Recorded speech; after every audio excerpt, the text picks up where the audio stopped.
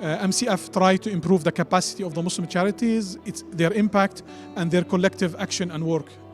Today, alhamdulillah, we're celebrating a very special issue of our forum, the journal, which is called the Blessing of the Sisters.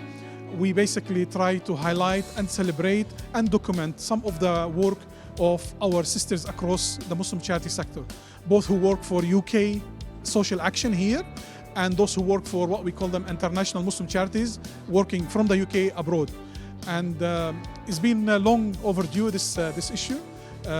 Is a very rich one, alhamdulillah, and we thought, we'll bring people together at also a time to celebrate Eid al-Fitr a few weeks after Eid, so we can do both, inshallah, acknowledge their work, celebrate their work at an occasion that celebrating Eid at the same time.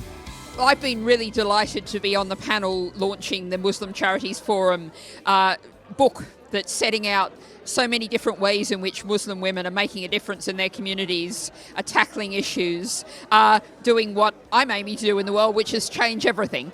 And we had a really powerful panel. I was particularly excited as I think I have to say former sportswoman now, since I'm getting on a little bit, as a former sportswoman, to hear about the activities of getting Muslim women engaged in sport. But also looking at Muslim women in prison. It's really important to look at how women have ended up in those situations and how we can help them rebuild their lives. Obviously, climate action as a Green, that's my natural home territory. We were hearing so many positive stories, and in the publication there's so many positive stories. Often we talk about what's wrong in our society. We've really got to focus on hope, focus on how people are making a difference. It is your right. Take it. Nobody will give it to you. If you don't take your right, you have to face the consequences. You have to live in the shadow of society, not can become a leader of a society. So if your mother cannot lead the family will be lost. Because quite often the father goes outside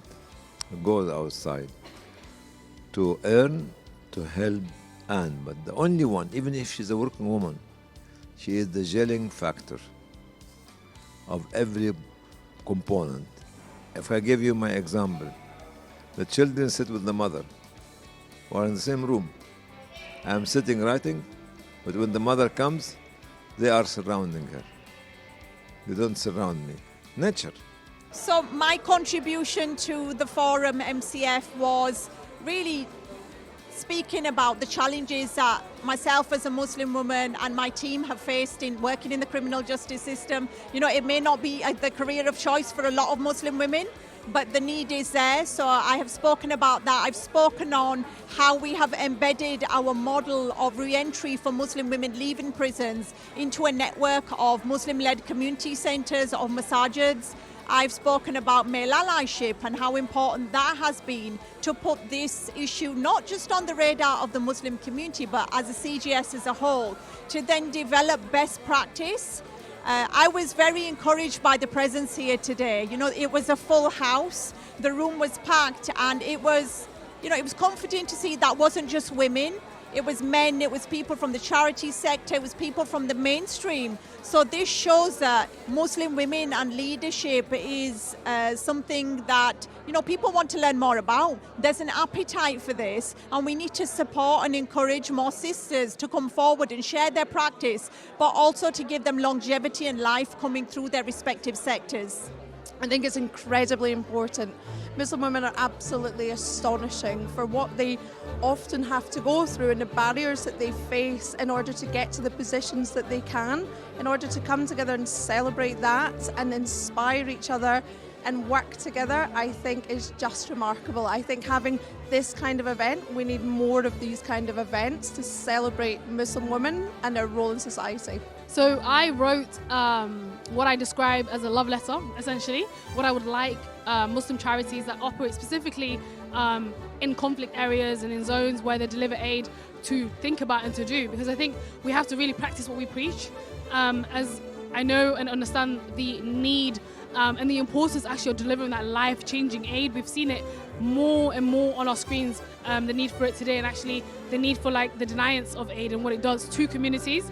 I want Muslim women, specifically young Muslim women, to step into spaces and not be afraid of any consequences. Understand that like we work and come from communities, and so as long as you build an alliance and a community of Muslim women, and I think for me, I play a role as a Muslim woman who has, alhamdulillah, had the opportunities by the will of Allah subhanahu wa ta'ala to be into the space that I am today and to do the work that I am today. But I don't take that position lightly. I think it's really important for me and anyone else who has opportunities to also pass down those opportunities to other people, because essentially otherwise I will be in the way, and that's a disservice to my own success in the work that I do. So alhamdulillah, I think we have to play a role in actually empowering other women, pulling each other up, because the reality is, and unfortunately, is that like if we don't support each other and if we don't build a strong sisterhood alliance, then we're going to be letting ourselves down, and we're going to just see the systems of injustice continuously go around in a circle.